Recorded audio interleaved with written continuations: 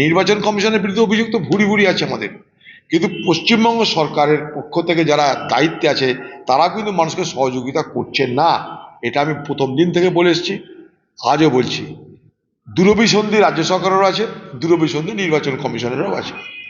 মাঝখান থেকে মানুষের হয়রানি বাড়ছে। স্বাভাবিকভাবেই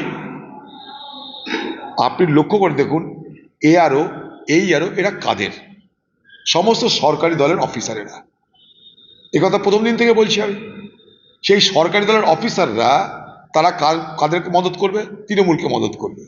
এখানে তাই হচ্ছে। যেদিকে যাচ্ছে তাতে একটা কনস্টিটিউশনাল ক্রাইসিস, অর্থাৎ সাংবিধানিক সংকট তৈরি হতে পারে। এখন সুপ্রিম কোর্ট যেভাবে হস্তক্ষেপ করেছে, রাজ্যের তরফ থেকে বিচার ব্যবস্থা ততটা তৎপর হতে পারবে কিনা, বা সেই বিচার ব্যবস্থাকে পশ্চিমবঙ্গ সরকার ততটা সহযোগিতা করবে কিনা আমাদের জানা নাই। আমরা প্রথম দিন থেকে যেটা বলে এসেছি, নির্বাচন কমিশন এবং রাজ্য উভয় মিলেমিশে সাধারণ মানুষের হয়রানি বন্ধ করবে। যে অবস্থার দিকে চলেছে সেটা কিন্তু আমাদের আশঙ্কা সেটাই কিন্তু সুপ্রিম কোর্টের রায় কিন্তু বা অবজারভেশনে সেটাই কিন্তু প্রতিফলন ঘটেছে। এখন তৃণমূল এটাকে তৃণমূলের নেত্রী জয় দেখছে। আমি তো আগেই বলেছি, গতবার 2021-এ তৃণমূল নেত্রী হুইল চেয়ারে চলেছিল ভোট করার জন্য, এবার উকিলের ড্রেস গায়ে দিয়ে ভোট করতে নামবে, সেই লাইনেও চলছে। এটা আবার ডিসক্রিপেন্সির ব্যাপারটা কিন্তু এটা একটা অদ্ভুত উদ্ভাবন নির্বাচন কমিশনের।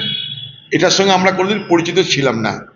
সামান্য বানানের ভুল ভাল হতেই পারে, সেটা শুধরে নেওয়ার দায়িত্ব রাজ্যের এবং নির্বাচন কমিশনের একটা কোনো পদ্ধতির মাধ্যমে। কিন্তু লজিক্যাল ডিসক্রিপেন্সির নামে বাংলা জুড়ে যে ত্রাসের বাতাবরণ তৈরি হয়েছে, সেই ত্রাসের বাতাবরণ থেকে মুক্তি পাওয়া দরকার বলে আমি মনে করি।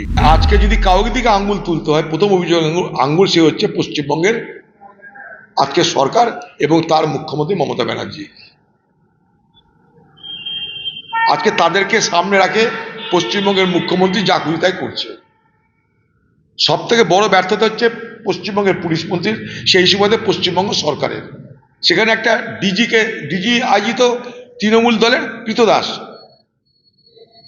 আজকে তাদেরকে সামনে রেখে তৃণমূল নেত্রী মমতা ব্যানার্জি তার যেগুলো মনের মতন কাজ সেগুলো করিয়ে নিচ্ছে, বেআইনি কাজ করিয়ে নিচ্ছে, তারা কিন্তু শিকার হচ্ছে পরিস্থিতির। পশ্চিমবঙ্গের মুখ্যমন্ত্রী সব সমস্যার সমাধান করে দিয়েছে এবং সব সমস্যায় থেকে গেছে বাংলায়। এর আগে 2013 সালে বলেছিলেন আমি সব সমস্যার সমাধান করে দিচ্ছি, বেকার সমস্যার সমাধান করে দিচ্ছি। বেকার সমস্যার সমাধান করার জন্যে তিনি নিয়ে এসেছিলেন যুবশ্রী প্রকল্প। মনে করে দেখুন, যুবশ্রী নাম বদলে যুবসাথী চলে এলো। যুবশ্রী প্রকল্পের তোমার সফলতার পরিসংখ্যান বলো। যুবশ্রী প্রকল্পে কত মানুষের তুমি আবেদন করেছিল, কত মানুষের আবেদন স্বীকৃত হয়েছে, আর কত মানুষ তার সুযোগ পেয়েছে, তার ব্যাখ্যা পশ্চিমবঙ্গের কাছে পেশ করো।